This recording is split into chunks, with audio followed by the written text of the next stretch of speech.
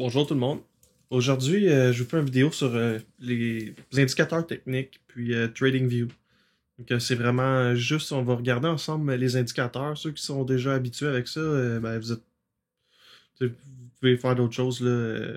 Regarder là, exactement c'est quoi une ligne de tendance, comment est-ce qu'on trace un graphique, à quoi servent les lignes horizontales, tout ça, pourquoi moi je m'en sers. C'est quoi un retracement de Fibonacci, le canal de Fibonacci, on va tracer des arcs, des rectangles, on va regarder les Elliott Wave, les patterns, les vagues d'impulsion, comment on peut reconnaître les patterns. On va regarder après ça le RSI, le stochastique RSI. On va regarder le Ichimoku Cloud, les moyennes mobiles exponentielles. On va regarder les moyennes mobiles régulières aussi. Puis on va regarder ça vite vite comme ça là. Après ça, vous devriez être grillé comme on dit pour commencer à regarder ça vous-même de votre côté.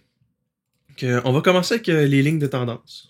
Les lignes de tendance, ça le dit, c'est pour suivre la tendance. Donc, quand on trace une ligne de tendance, c'est pour dire la phrase suivante. Si la tendance se maintient, on devrait avoir tel prix.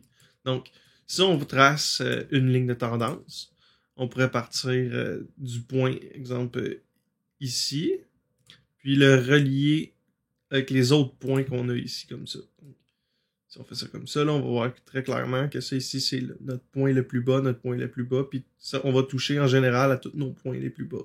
On voit que la ligne est un petit peu ascendante, donc ça veut dire que de façon grossière ou générale, c'est haussier.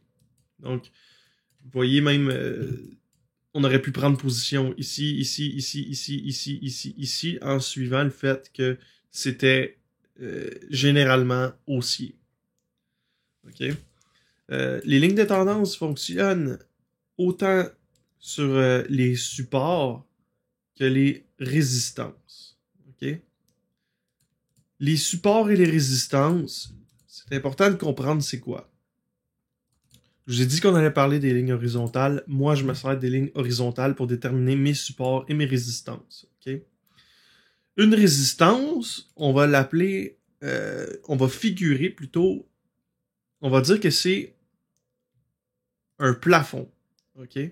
Donc, notre résistance, c'est notre plafond. OK? Vous vous souvenez le Bitcoin quand il est parti, qui a monté à 20 000? Bon, il est monté à 20 000. C'était notre plafond. Après ça, on avait notre support qui était ici. Ou on va dire ici. Voyez-vous? On est allé retester notre support. Après ça, on est retourné tester notre résistance, puis on l'a cassé. Les résistances, c'est toujours le prix le plus haut. Puis nos supports sont toujours le prix le plus bas. De façon générale, quand on casse une résistance, elle devient notre support. OK? Donc, on va tracer les résistances.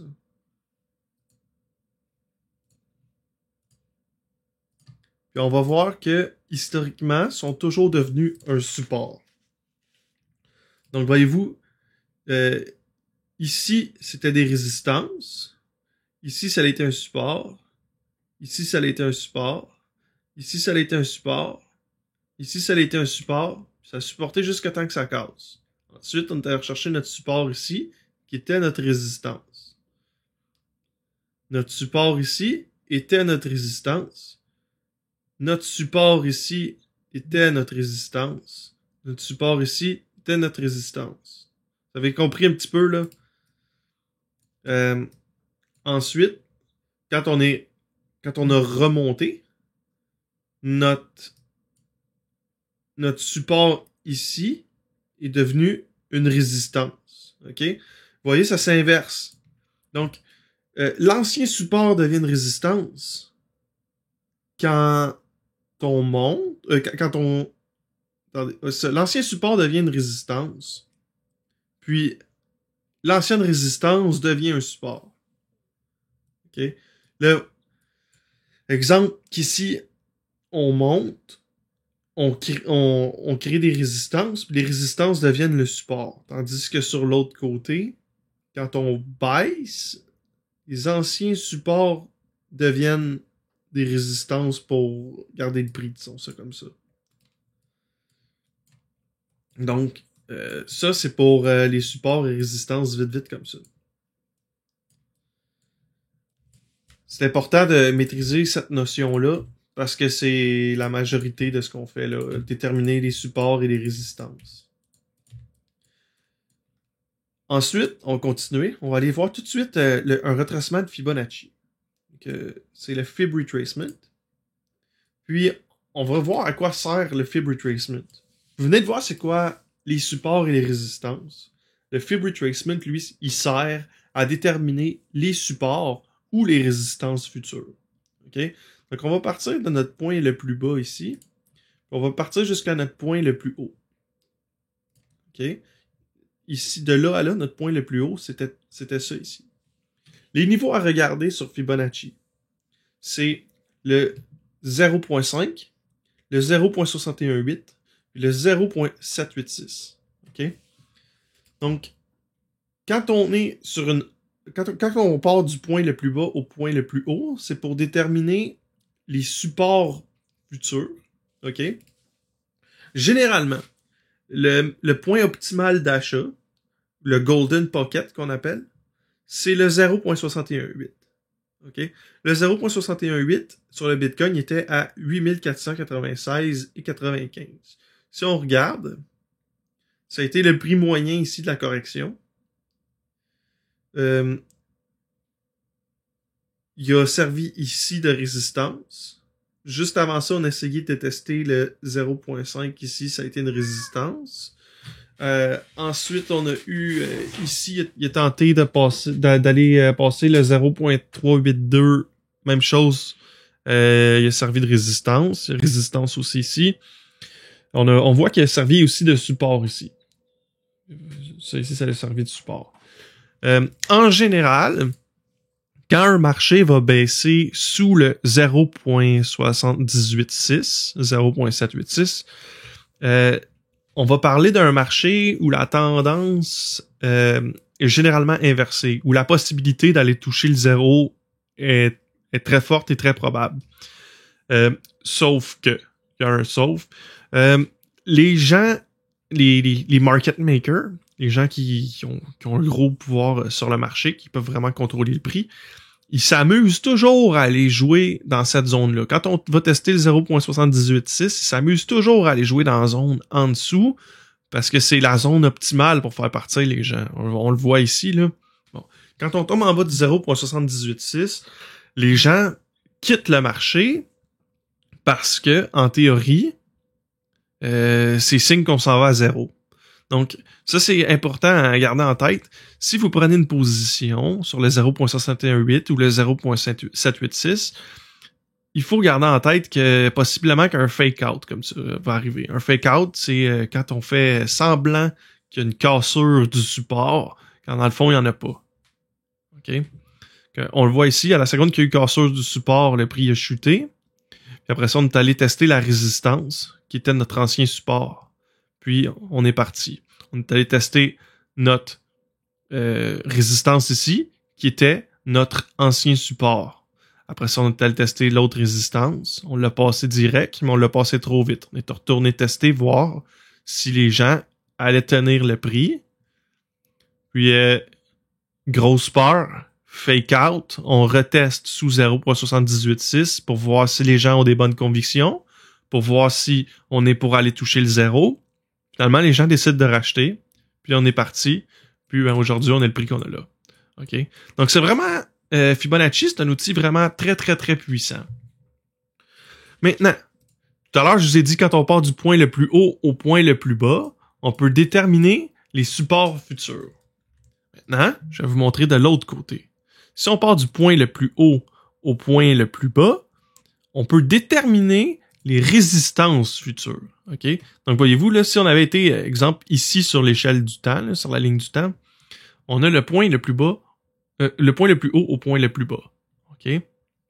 Puis, on aurait déterminé que le Bitcoin pouvait faire très facilement aller chercher les 30 000 $. Si on aurait déterminé que le Bitcoin pouvait aller chercher très facilement les 46 000 $, les 63 552. Étrangement, où est-ce que le Bitcoin a fait un demi-tour? Où est-ce qu'on a eu notre correction? Sur le 3.618 de Fibonacci à 63 552.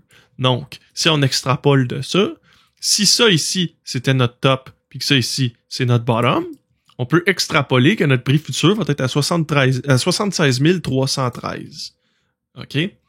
Puis qu'on va avoir des résistances sur tous ces niveaux-là. C'est simple comme ça. OK? Donc, Fibonacci, c'est un outil extrêmement puissant. C'est selon moi l'indicateur puis l'outil de traçage le plus fort qui n'existe pas.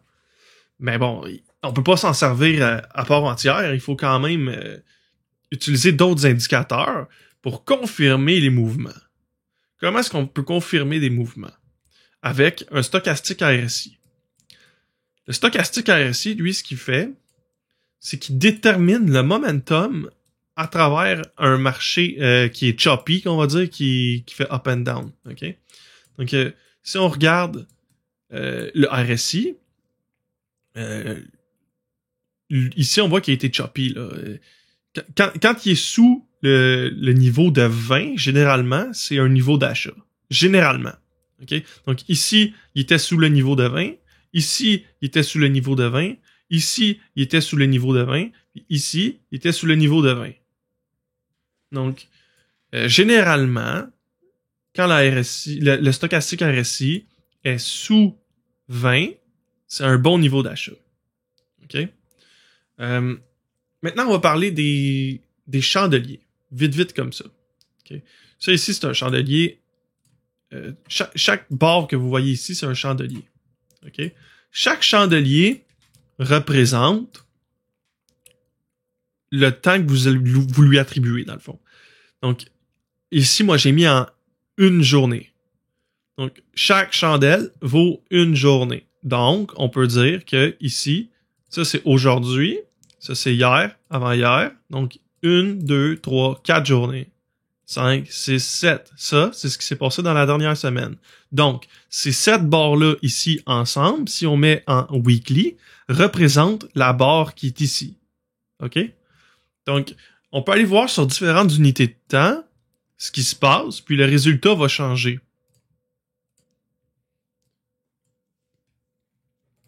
Là, on vient de voir le stochastique RSI. On va regarder un autre indicateur, qui est le RSI régulier, qui est en français, ben pas en français, mais qui est l'acronyme, c'est Relative Strength Index. Donc, le Relative Strength Index, lui, ce qui va représenter, c'est un petit peu comme le stochastique RSI, mais sur des mouvements plus long terme. Donc, quand on est autour de 30 ou en dessous de 30, on est généralement sur des bons niveaux d'achat. Puis tout ce qui est en haut de ça ici, là, 70, là, ça, c'est des niveaux qu'on est généralement overbought, suracheté. Donc, tout ce qui est ici, c'est suracheté. Tout ce qui est ici, c'est des rabais, là. Le marché te le donne. Là. En général, pas toujours, en général. Donc, c'est sûr qu'on peut déterminer ça en combinant plusieurs indicateurs. Puis encore là, ça prend de la jugeote. Est-ce que la compagnie est en position de se développer avec ça? Est-ce que la compagnie a du potentiel à long terme? C'est toutes des questions qu'il faut se poser. Généralement, on va combiner ça avec une analyse fondamentale. Donc, si on continue, on va aller voir les nuages d'Ichimoku. C'est le Ichimoku Cloud. Ichimoku, c'est un autre indicateur. Cet indicateur-là, de la façon qu'il fonctionne, c'est quand les nuages sont verts, c'est haussier. Quand les nuages sont rouges, c'est baissier. Quand le nuage est vert, il sert de support. Quand le nuage est rouge, il sert de résistance. OK? Donc, ici, Ichimoku a servi de support.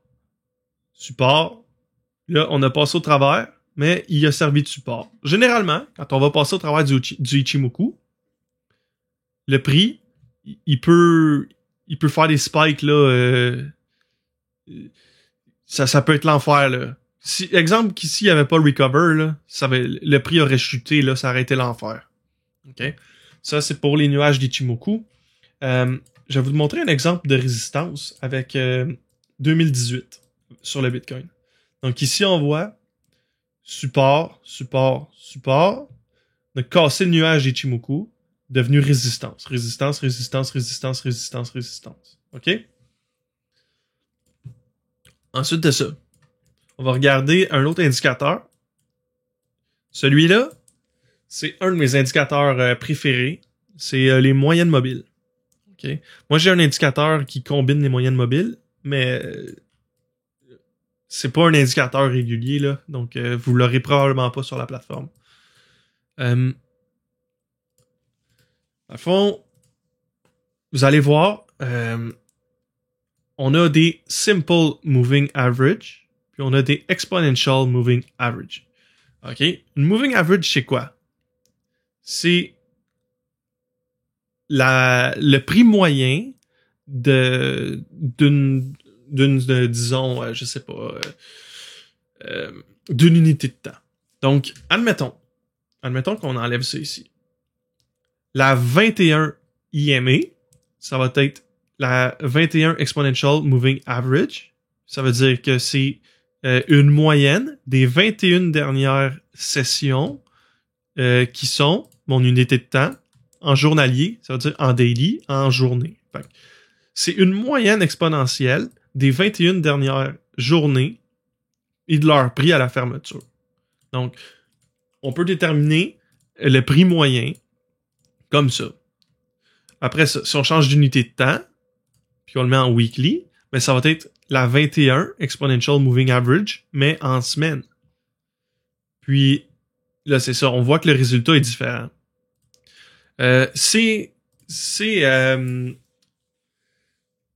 Disons que les Exponential Moving Average puis les Moving Average vont généralement servir de support ou de résistance. Donc, même chose, ici on est en daily. On voit que c'est celle-là ici qui a servi de support la dernière fois. Celle-là, c'est la orange. Donc, on va aller voir. C'est la 100. La 100 Daily Exponential Moving Average a servi de support. On voit ici que c'était la 21. Après ça, on voit ici que c'était la 34. Après ça, on voit ici la 50. Vous voyez un petit peu. La 200, là, la 200 Simple Moving Average, ça veut dire pas exponentielle. C'est généralement la dernière chance pour défendre son prix. OK? Là, je vais vous sortir un autre graphique pour vous le montrer.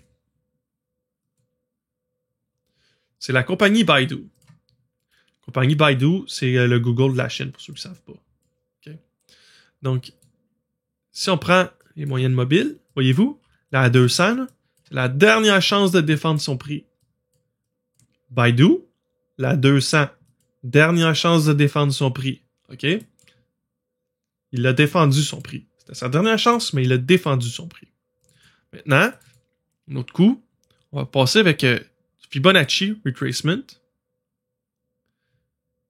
On va appliquer ce qu'on s'est dit tout à l'heure, à partir du point le plus bas au point le plus haut, pour déterminer notre support.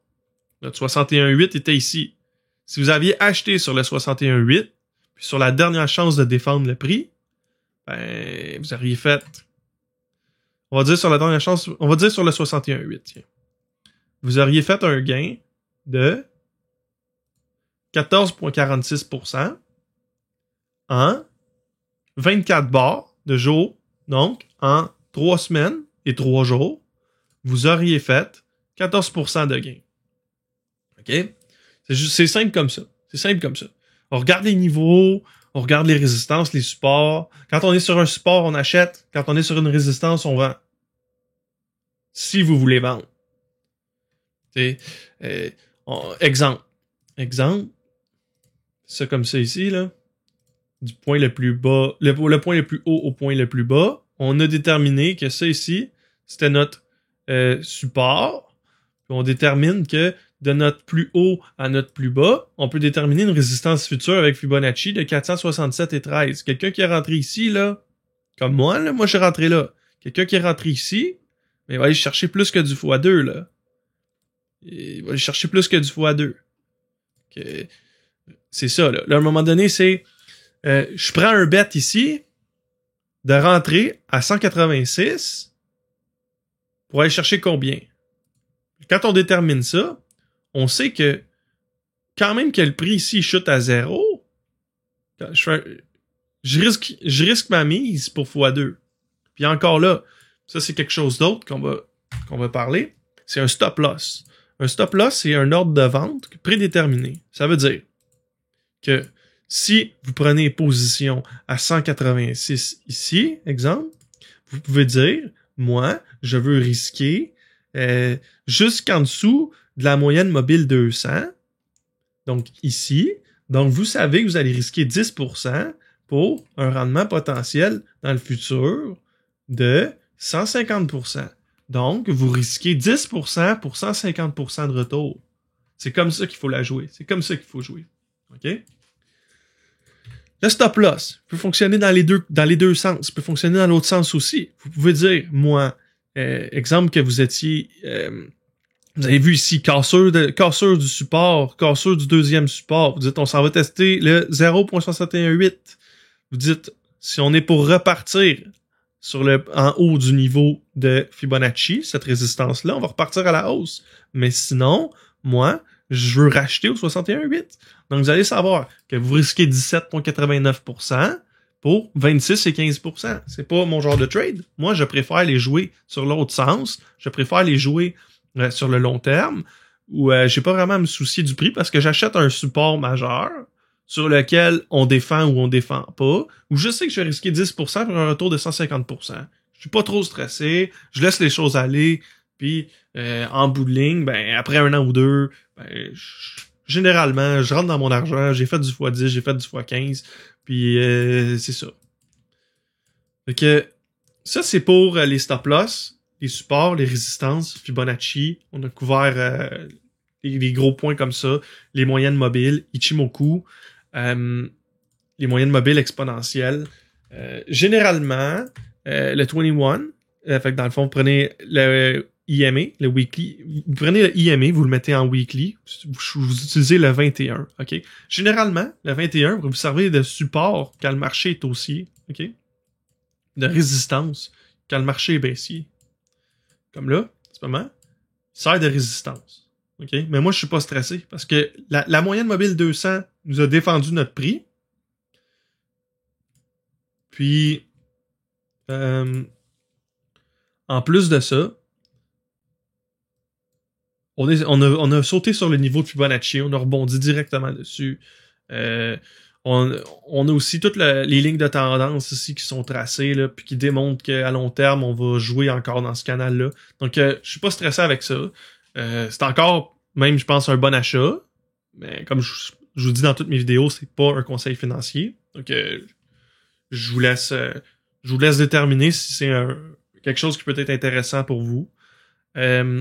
Puis, c'est ça. On va continuer. Qu'est-ce que je pourrais vous montrer d'autre?